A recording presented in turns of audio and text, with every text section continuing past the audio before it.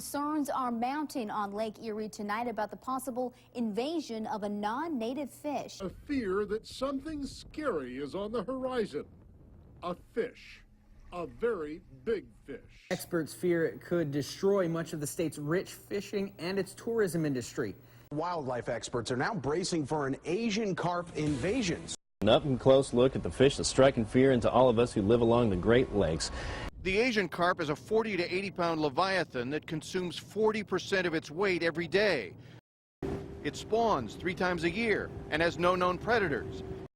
The problem is you can't catch them because they only eat plankton, a lot of it. The threat with these guys is if they get into the Great Lakes, they're going to run up into the tributaries, which are the nursery grounds, and eat all the food so that our commercially important and recreationally important fish will actually not have any food to grow up from babies to full adult size. It devours the plankton and algae vital to other fish, including the perch and salmon of the Great Lakes, threatening a $7 billion fishing industry. And it's now a short swim from Lake Michigan.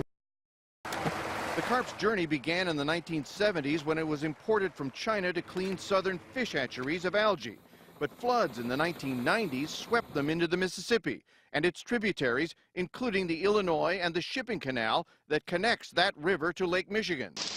Their signature jumping style has gotten a lot of grins on YouTube.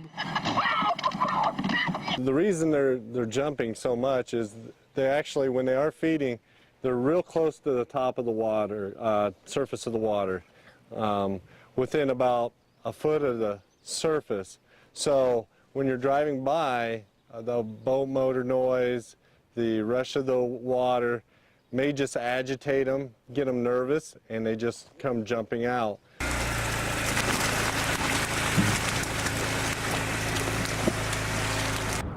We have positive results from environmental DNA 1 mile from this location downstream. Quarles mans a $10 million effort to stop the carp in the canal with 2 underwater electrical barriers, but with mixed results. The next step, temporarily poisoning the canal to kill the carp. And anything man has done to deter it has at most only delayed it.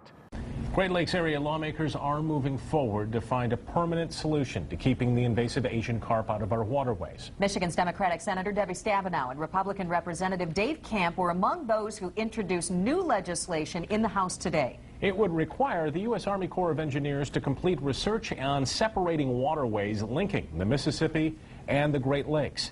The lawmakers want the estimated 5-year project to be finished within 18 months. An Asian carp was recently found on Lake Calumet on Chicago's south side, only 6 miles away from the big lake. There's a delicate balance here in Lake Erie, and a lot of people were concerned when the goby fish and the zebra mussel first came in. But their effects have not been all bad. With this Asian carp, it could be much different. Dr. Stephen and other researchers at the Lake Erie Center are joining the chorus of those who say this is so serious the canal should be shut down.